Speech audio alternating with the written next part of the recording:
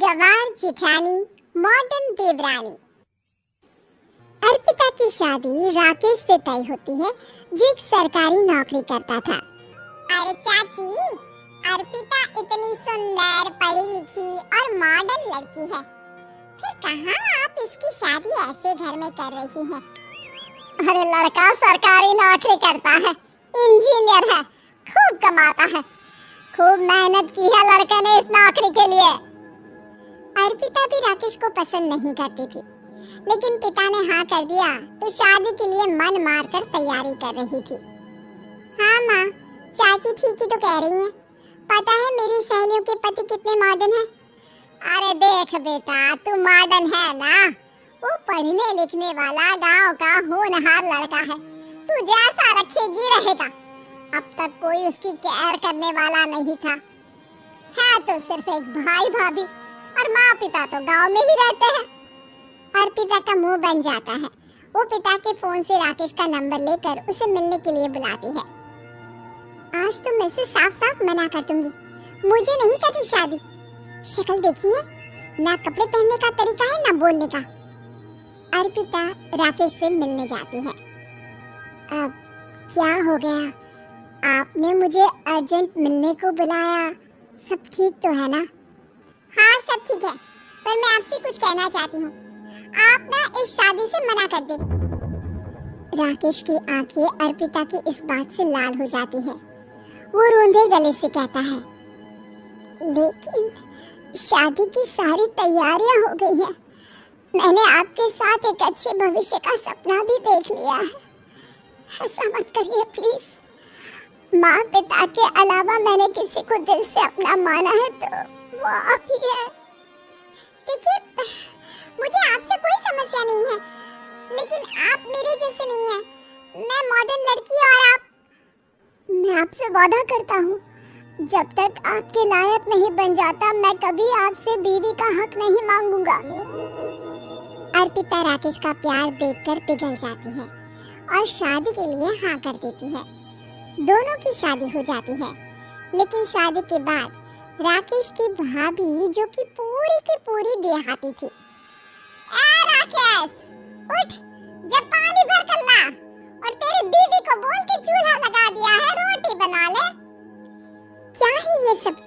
और तुम्हारी भाभी इस तरह चिल्ला क्यों रही है?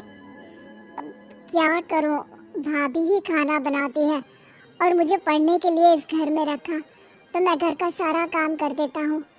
अब तुम आ गई हो, अपने तरीके से देख लो।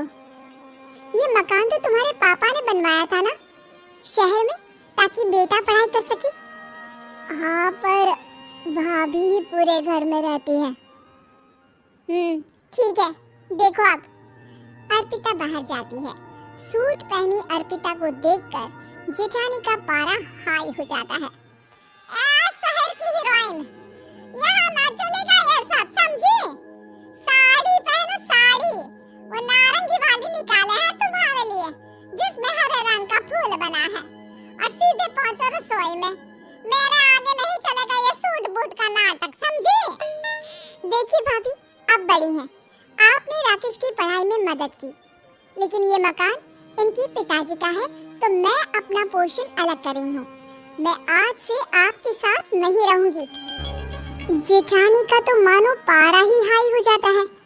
और आज से कैसे नहीं रहेगी? हाँ, और कौन बोला कि राकेश अलग हो जाएगा? वो अपने भाई के बिना नहीं रहता। आज देखिए तो, देखिए कल की आई छोरी क्या बोल रही है।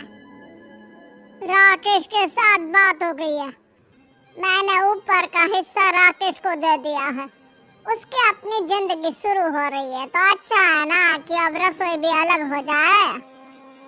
अर्पिता राकेश की ओर फक्र से देखती है कि उसने अर्पिता के लिए स्टैंड लिया। अर्पिता बाजार में जाकर सारा रसोई का सामान ले आती है। पिता के दिए सामान से घर सजाती है और अपने तरीके से पूरे घर की सजावट करती है। शाम को राकेश ऑफिस से आता है। कुर्ता पजामे में राकेश को देखकर, अरे ये क्या पहना है? भाभी सिलती है ना कुर्ता, मैं सारी कमाई भाभी को ही दे देता हूँ, लेकिन अब ना बीवी को देना होगा, क्योंकि भैया भी अच्छी नौकरी करते हैं। भाभी अपने पति का पैसा संभाले और मैं अपने पति का पैसा संभालूंगी। तभी भाभी आ जाती है। अरे देखो बहुत हो गया। हाँ अलग रहने तक तो ठीक था, लेकिन पैसा हम एक फूटी कौड़ी नहीं देंगे। बचपन से तुम्हारे पति को हमने पाला है, उसका हिसाब दो। अच्छा हिसाब चाहिए? कितना पढ़ी है आप जो आपको हिसाब चाहिए? बड़े भाई हैं उनकी जिन्होंने उन्हें पढ़ाया लिखाया, वो हिसाब मांगेगी तो जरूर दे दूंगी भाभी। अरे देख हाँ, अगर तूने पढ़ाई की है तो मैं भी अंगूठा छापना हो।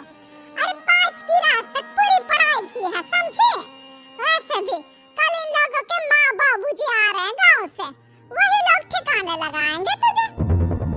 अगले दिन सास ससुर आते हैं, दोनों बहुत ही सीधे लोग। अच्छा किया जो ऊपर के हिस्से में राकेश की गृहस्थी लगा दी। अब दोनों बेटे अपना अपना देख ले। छोटी बहू कहाँ है? अरे बहुत ही चालाक है माँ जी, ऐसी जबान चलाती है जैसे दर्जी कैंची चलाता हो। वैसे बहू तुम भी कम नहीं थी। आज सुनाओ। तभी छोटी बहू सास ससुर के पैर छूकर उन लोगों को चाय और नाश्ता देती है। माँ जी आप थक गई होंगी, मैं खाना लगा देती हूँ, ऊपर आ जाइए चाय पीकर। अरे बस बस यही रहेंगे वो, क्योंकि बड़ी बहू मैं हूँ। हमेशा से इनके माँ बाबूजी मेरे पास ही आए हैं। चलिए माँ जी आप ना किचन में खाना बनाइए, मैं जरा बाजार होकर आती हूँ और फिर साथ में खाना खाते हैं। जेठानी बाजार निकल जाती है और सास ससुर बेचारे घर पर अकेले। फिर दोपहर को, माँ जी मैंने आप सभी के लिए खाना बनाया है। माना मैं छोटी हूँ लेकिन अच्छा लगेगा अगर आप लोग मेरे साथ रहें। वैसे भी यहाँ है कौन बेटा, चलो ऊपर राकेश के पास ही चलते हैं। सास ससुर दोपहर का खाना खाकर वहीं आराम करने लगते हैं कि जेठानी आ जाती है। अरे वाह, ये तो वही बात हुई ना, कल की आई को पूरा परिवार और हम अकेले के अकेले। भाभी देखिए, परिवार में प्यार से रहा जाता है, ना कि चालाकी से। अम्मा खाना कैसे बनाती, पहले ही गांव से थक कर आई हैं। हाय रे दया, तो मैं का बाजार से ऐस करके आ रही हूँ। अरे भूख के मारे मेरा सर दर्द हो रहा है और यहाँ मेरी फिक्र कौन करेगा। अरे तो किचन में खाना है, लगा देती हूँ मैं भाभी। बड़ी बैठकर खाना खाती है और शाम को जब राकेश घर आता है, अरे राकेश तू तो पूरा हीरो लग रहा है इन कपड़ों में, ऐसे कपड़े पहले क्यों नहीं पहनता था?